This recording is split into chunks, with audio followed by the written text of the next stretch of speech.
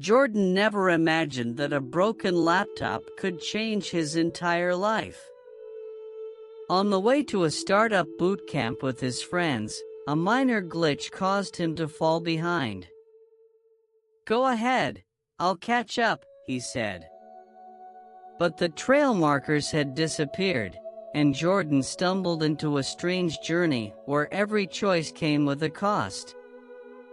He had no idea that the path he was taking would determine whether he returned empty-handed, or with an entire empire in his grasp. Jordan was never one to rush things, but that morning, he was the most eager in the group.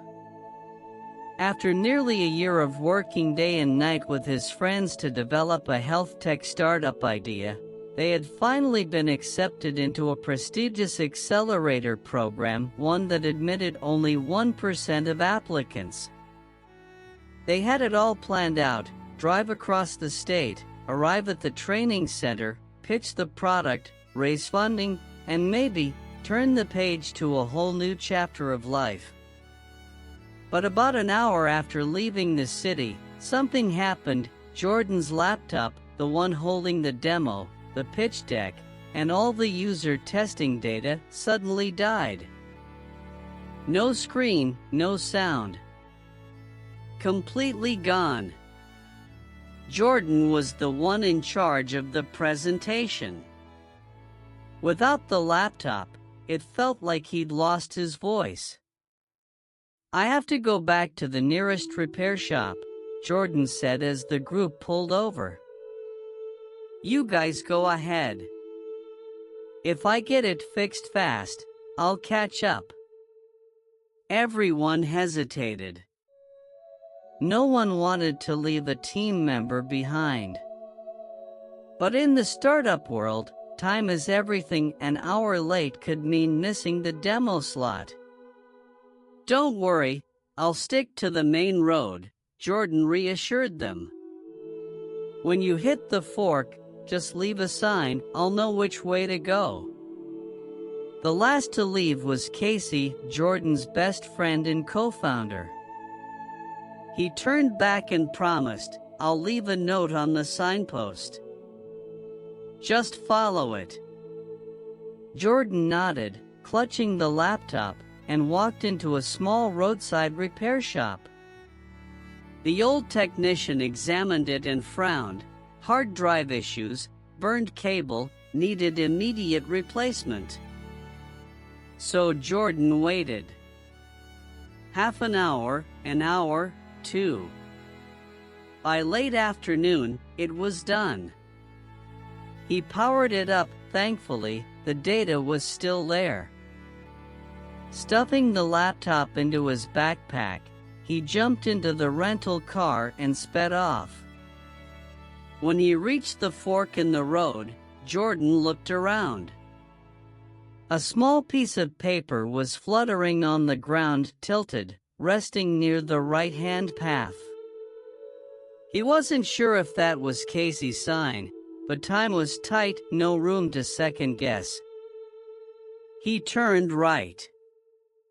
No one in the group knew that a single gust of wind, shifting a scrap of paper by just a few inches, had sent Jordan down an entirely different road, one with no startup, no demo, no judges, only a strange journey that would test his resolve and integrity at every turn. Jordan didn't think twice when he turned right at the fork. The paper had been blown slightly in that direction, and he trusted his instinct. The dirt road veered away from the main route, gradually turning into a narrow red trail winding through a sparse forest. His GPS dropped out. Cell signal vanished. But he kept driving, because turning back meant losing everything. About 20 minutes later, Jordan pulled over in front of an open field. There, under the fading glow of sunset, stood a man in silence. Strangely, the man was herding moons. Small, round, glowing moons about the size of soccer balls grazing the grass like sheep. They couldn't be real. Some kind of art performance? Jordan stepped closer, curious. "Hey, excuse me," Jordan called out. "I'm looking for a startup boot camp. Have you seen anyone pass through here?" The man looked up. His face was ageless, his eyes silver bright. "Where are you coming from?" he asked. "The city," Jordan replied. "I got off track, but I can still catch up with my team if I know the right way." The man smiled faintly. "And when you look at me, what do you see?" Jordan hesitated.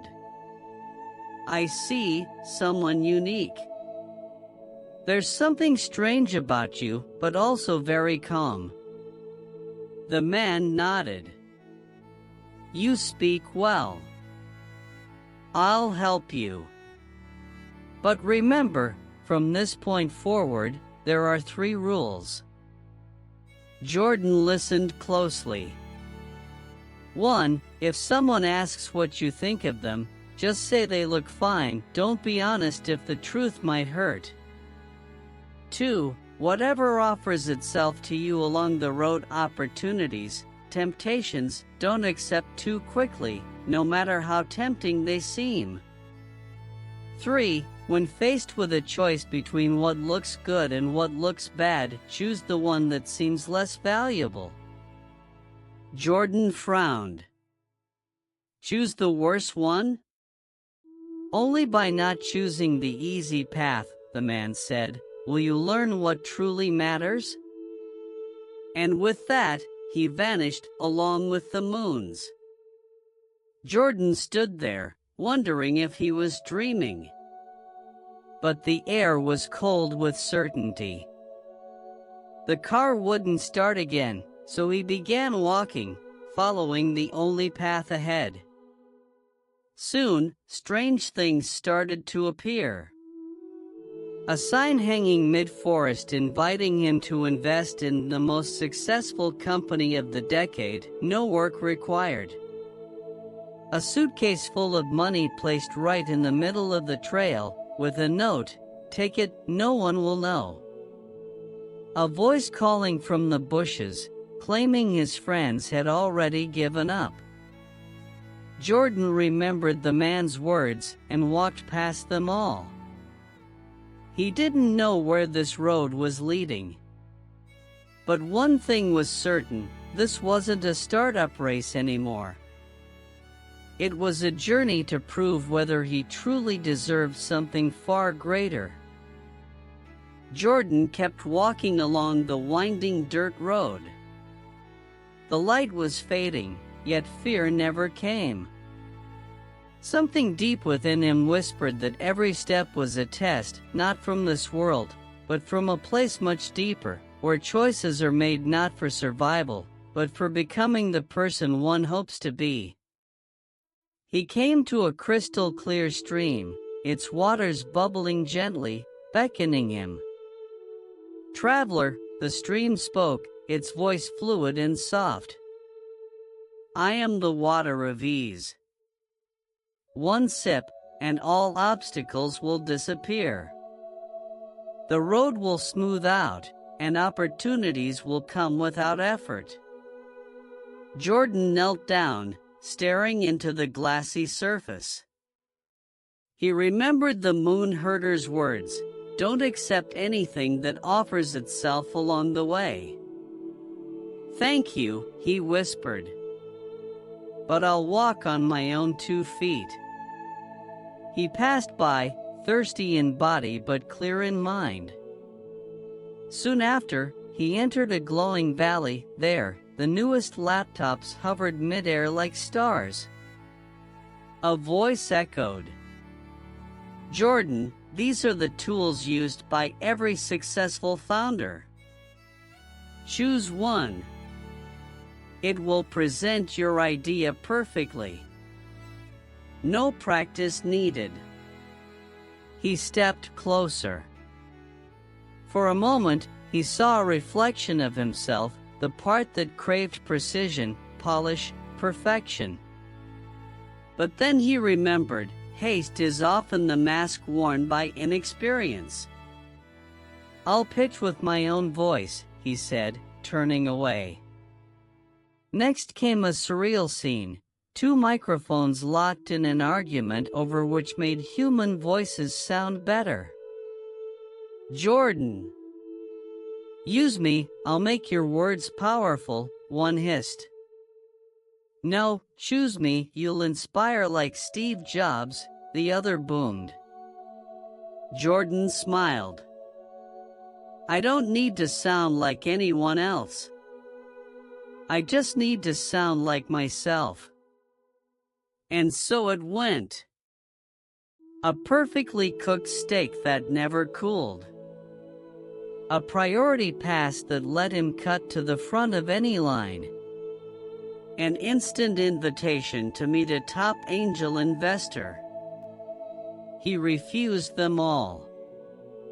Not because he didn't want to succeed, but because he now understood, success doesn't come from what's handed to you. It comes from what you've earned.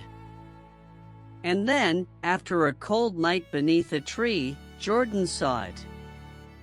An old wooden gate standing alone in the middle of the open plain. Carved into the top was a single line. "Let the one who does not crave ease, enter." He placed his hand on the latch and knew he was no longer just chasing a career. He was standing at the edge of something far greater. A test of who he truly was. Jordan pushed open the wooden gate and stepped into a strange, open space. A small glass house stood alone in the middle of a vast plain. The sky had just begun to lighten, and the air was crisp like a greeting from another world. He approached the door. But as soon as his hand touched the handle, the entire house moved back a few steps. Jordan frowned. He followed it, reached again only for the house to slide farther away. It was like a game. Every time he got close, it retreated just beyond reach. At first, Jordan felt frustration. But then he stopped, took a deep breath. Maybe this wasn't the house avoiding him. Maybe this was the final test. Would he keep walking, even if the reward kept moving farther away? So he kept walking. This time, without urgency, without expectation, without needing anything. He walked with the calm of someone who understood. Sometimes, the most valuable things aren't at the destination, but in the quiet persistence it takes to get there. At last, the house stopped moving. He stepped inside. The room was warm and filled with natural light pouring through the glass ceiling. An elderly woman sat at a wooden table, steeping tea. "You've made it," she said, as if she had been waiting a long time. "Now, I have only a few questions." Jordan nodded. "Would you like fresh milk or yogurt with your cake?" Jordan recalled the moon herder's words, "When faced with good and bad, choose what seems less valuable." He smiled. "If there's enough yogurt, I'll take that." She nodded and poured him fresh milk. As night fell, she asked, "Would you rather sleep on the clean silk-covered bed or the dusty old one?" Jordan answered, "I think I should learn to sleep on dust." She led him to the bed with silk sheets. That night, Jordan slept deeper than he had in months. Not because of the comfort, but because of the peace. The quiet knowing that he no longer questioned his choices. Before dawn, the woman gently woke him. The time has come. Stay inside. No matter what you hear, do not come out. Do not say a word. He nodded. Moments later, the ground began to tremble. Thunder cracked through the sky. The glass walls rattled like they might shatter. But Jordan stayed silent, still. When the earth calmed, the woman opened the door and called him out. Before him lay a valley bathed in golden light. Hundreds of cattle, goats, sheep, and rows of cutting-edge tech tools any startup founder would dream of. All of this is yours, she said. Not because you're the smartest, but because you chose well when no one was watching. Jordan turned to look back at the road behind him, and knew in that moment he hadn't found the reward. The reward had found someone worthy. Jordan returned with a herd so vast and a treasure trove of resources no one in the startup group had even dared to imagine. His software, devices, data, and a story no one believed, except the ones who had lost him at the fork in the road that day. His friends were stunned. Some were overjoyed. Others, quietly envious. But the strongest reaction came from Eli, Jordan's younger brother. A dreamer, but impatient. "You just got lucky," Eli scoffed. "If you did it, so can I. I'll take the same path and come back with twice as much." Jordan looked at him, his expression serious. "Eli, I didn't get lucky. I got lost. I walked miles. I turned down every shortcut. I went against everything my instincts told me. This journey isn't for the ones in a hurry." "That's what people afraid of failure say," Eli smirked, then set off the next day, armed with a laptop, a drone, and a backpack stuffed with gear. He followed Jordan's path exactly. Reached the same wooden gate. And met a moon herder, though this time, it was a different one. The same question echoed. "What do you see when you look at me?" Eli laughed. "Whoa! I've never seen anyone weirder. Your eyes are glowing. Is this some kind of cosplay?" No reply. Just a voice, distant and calm, urging him forward. The same 3 rules were offered. Eli heard them, but didn't listen. On the path, he drank from every stream. Ate every self-roasting steak. Picked up every strange object that promised boosted productivity or instant credibility. When he reached the glass house, he charged toward it like it was the final pitch round. The house slid away. Eli launched his drone to chase it. When it finally stopped, he banged on the door. An elderly woman answered with a quiet smile, but said nothing.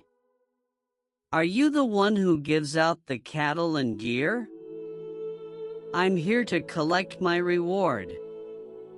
She gestured to the table. Fresh milk or yogurt? Milk, obviously, Eli said. He was poured yogurt. That night, when offered a place to sleep, he chose the clean, elegant bed. He was given the dusty one. Frustrated, he complained. He tossed and turned and barely slept. At dawn, thunder cracked. Eli burst out the door. "What's going on out here?" he shouted. The woman only said softly, "Go back inside, if you wish to receive what's yours." But Eli didn't listen. He ran in, ran out, ran back in, then out again. Finally, the woman pointed to the gate. "Go home. The reward is not for those who cannot wait." Eli returned with a pile of cheap trinkets and a story no one believed. And nothing to show for it. Jordan looked at his brother for a long moment. Then said, quietly, "You walked the same road. But you carried everything I let go of. And left behind everything I held on to."